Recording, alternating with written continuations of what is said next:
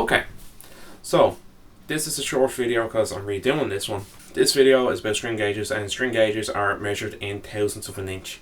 So i.e. nines, which is what I prefer to use, are 0.009 of an inch.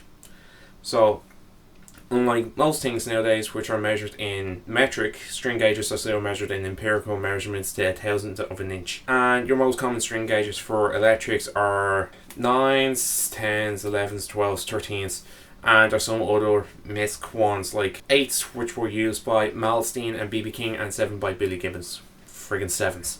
Going into string gauges, you have different caveats. Drop tuning, because heavy tuning. Like A, B for, anything lower than standard, anything lower than drop D really. And I don't mean drop D as in dropping the E string to D but having everything else as standard. I mean like dropping the whole thing to D, stuff like that. So that's your heavier gauge of strings. For normal people who play standard or half a step down, 10s and 9s are usually what you're going to use. People say, oh, if you want that, just for an example of string gauge related to tone, if you want that kind of, what's his name, Stevie Ray Vaughan tone, you have to use 11s. Not 11s, 13s with half a centimeter action. He only used this for a short period and went back to playing 11s and 10s, so I have heard. I could be wrong, comment down below and information will be there as well. Going back to string gauge as a whole, as I was saying, you have heavier strings for drop tuning and lighter strings for standard. If you want to get stupidly floppy, 7s, Billy Gibbons tuning, which is a half a step down on all strings, it's ridiculously floppy. For someone who's used 8 strings for a short period of time, i.e. I used to play 8s for a whole year, really fun thing to play and really bendy, and surprisingly they don't break. You'd think with being a lighter gauge string they would break, but they didn't. That's just from me playing them. I'm not sure, your mileage may vary, so I'm not going to endorse 8 strings saying they never break. Every string breaks. Friggin' paradigms break sometimes. I've heard people play paradigms and they've broke them the next night. In standard, by the way, not in like, oh, I'll play like 3 octaves higher than I need to. Just in standard tune and they've broke. So a string is a string. String gauge. Back on track. So string gauge, you got your 9s and 10s, which are light enough gauge. The heavier the string, the warmer the tone is generally, and the lighter the string, the lighter and more jangly the tone is. If you want that kind of Smith sound and you want something extremely jangly, you go for 8s.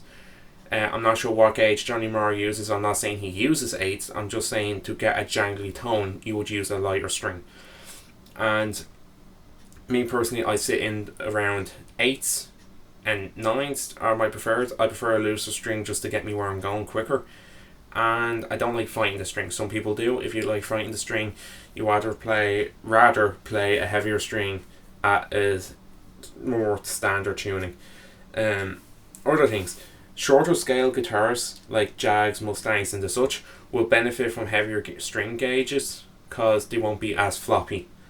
Generally, the shorter the scale, the higher the gauge, just for tension purposes. The longer the scale, the lighter the gauge. It depends if you're playing baritone and you're doing the drop tuning. In that case, heavier strings. It's confusing, I know. So the general rule is, for Strat scales, which is a 25.5 inch scale, you use 9s and 10s. For a Les Paul, which is 24 3/4, you would use 10s, 11s, 12s, that kind of thing. And anything shorter than that, so Mustangs and Jags, I would recommend 11, 12s and 13s, just for a bit more tension, and kind of, if you're playing that kind of guitar, them type of guitars in the gig, it gives you more balanced tension along the way, which leads me on to my next point: balanced tension strings. There is a lot in string gauges, it's ridiculous. So balanced tensions are things made by Didar, which are for players who like strings to feel the same all across the board, i.e. E should bend like the high E and the low E should bend the same. What happens is, in my personal use, it feels too uniform. So if you're going from playing, oh, this feels like I should be bending this like I should be bending a normal B string, you won't. It's slightly different. And nines and a halves are the same. They're slightly different. They're halfway in between 9 and 10. Nines and a half.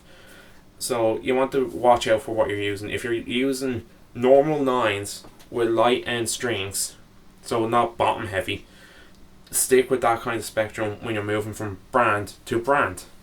Otherwise, friggin' do whatever you want. That is string gauges and other stuff of the sort. There's so much in string gauges, it's ridiculous. I'll do a video of coated strings against non-coated strings and set up 2 guitars. I might do the red and green one, for example, and see how they fare after a few months. So, I've been Ryan for Ryan's Guitar Stuff, and see us.